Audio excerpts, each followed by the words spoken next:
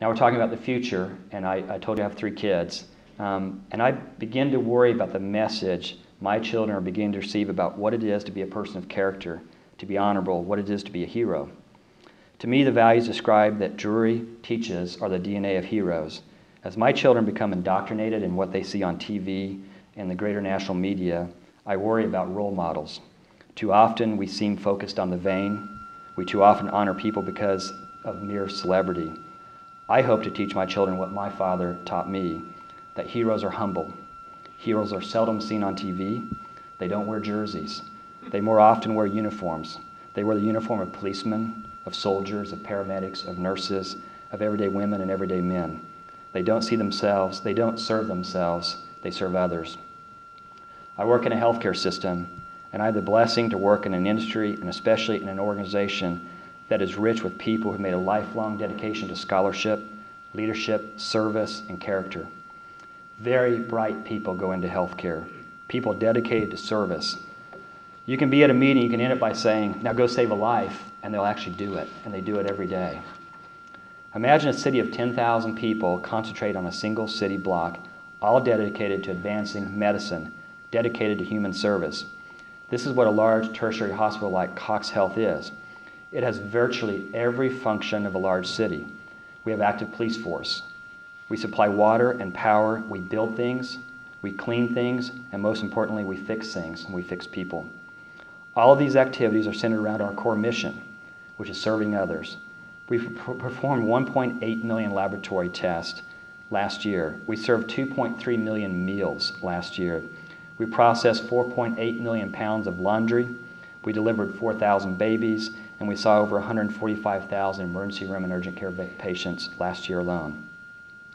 Because of the life and death nature of acute care hospitals, every job, every function is consequently more complicated, more intense, more stressful, and maybe more meaningful than that same job outside a hospital.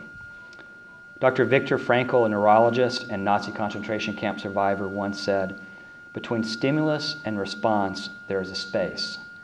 In that space is our power to choose our response. Your time will come when under the fire of circumstance, you will have a choice that will define you. Will you stand up when others will not? Will you help when others look away? Will you speak for those that cannot? Will you forgive those that cannot forgive? Will you lead? Will you serve?" I see heroes every day in my work, heroes who do amazing things but think nothing of it. They seem to embrace humility when so many others embrace adulation. When they come home, their family asks, "How was your day?" And they may say, "It was okay," like nothing really happened. This year we recognized 3 employees at our organization that were silent heroes, stories we didn't hear about on our own, we heard about from others, the kind of things they did every day at work that really was just another day in the office for them. The first story, I personally received this letter, and I'm going to read part of it to you. I got it last year, and it read, "I hope this is the correct company. I am from Texas, and on Christmas Eve morning, I was attempting to get home for Christmas. The weather was horrible and roads were slick. At the 96-mile marker on I-44, a car in front of me crashed into a guardrail and was then hit by a truck. I pulled over and crossed the road to attempt to help the victims, and out of nowhere, an ambulance with CoxHealth on the side of it pulled up. It was snowing hard, and other cars were sliding into each other, and it was a very scary situation. As I got to the cars involved in the accident, one of the cars was smoking, and people were yelling. There was someone still inside, and we were unable to get out. The young man in the ambulance ran to the car, and one of the men pulled a very large guy out of the smoking car. The car burst into flames, and several bystanders screamed and ran, but the ambulance crew went back into smoke and flames and pulled a second person out of the car. One of the ambulance guys caught his coat on fire and was knocking out the fire off his arm as he removed the patient at a safe distance from the fire. Both these guys did not seem scared or excited. They just went about taking care of people and carried them to the ambulance. I thought about this and shared the story with my family over Christmas. It was a true Christmas blessing. Please relay my heartfelt thanks to these young men. They were true heroes that day." Close quotation.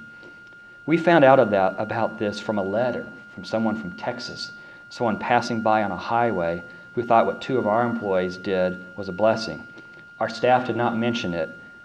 We would have never heard about it other than it would be one more statistic of the 40,000 ambulance runs we did that year. In that moment between stimulus and response, there's a space. And that space is our power to choose a response. Those two men chose to go into that fire and didn't think a thing about it. The second one is about a World War II veteran. One of our ambulance crews, again ambulance crew, were dispatched to the home of a sick person. A neighbor had called, they'd looked in the window and said he was on the floor. An easy job, pick him up, take him to the hospital, go on to the next call. When the crew arrived, they found the man was withering on the floor in pain and discomfort. He'd been there for hours, laying in his own mess. He was dying of cancer and just wanted to die at home alone, with dignity.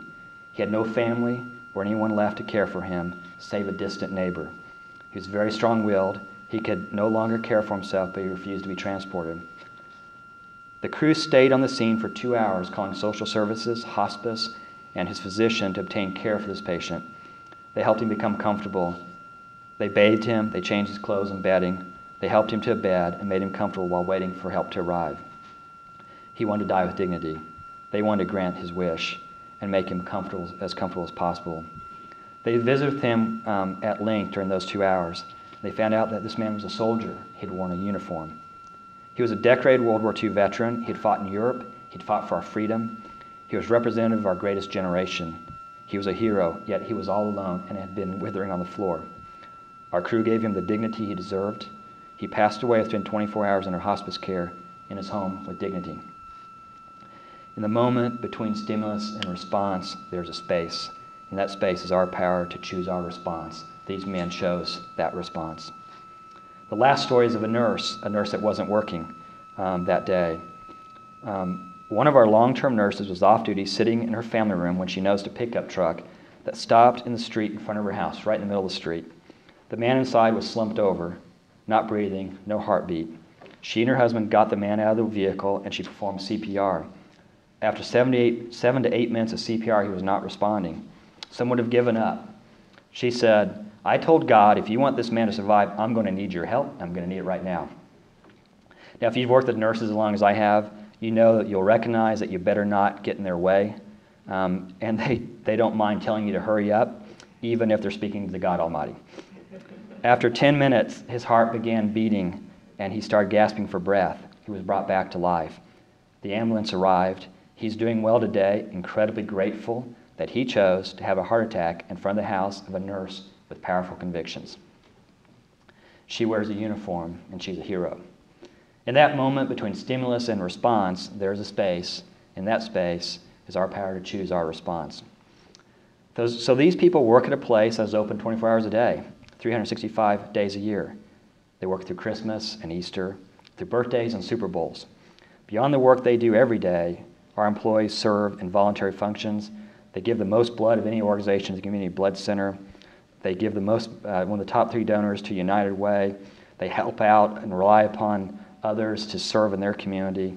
They're the #1 contributor to Children's Miracle Network. They volunteer beyond their everyday work, and they serve with humility. You will gain and you will discover, acquire, refine, and polish many talents while a college student.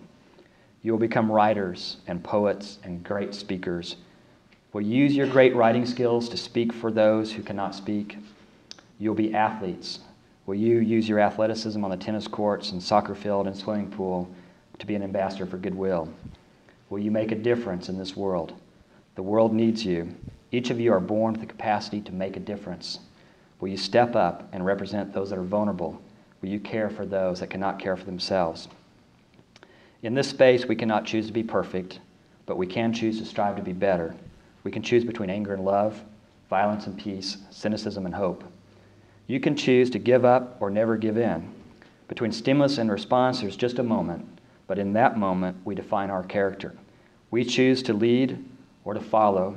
We choose to serve or be served. We choose to live in honor. We choose to be people of character. Healthcare needs you. It is a heroic mission. It is a mission that we do not have enough warriors to serve. And as we said, although we have some of the greatest health care in the world, we're surrounded by very sick people, and there are not enough resources. As our population, as my generation, the generation before me ages, the workforce shrinks and more people need health care, and you're the ones who can answer that call.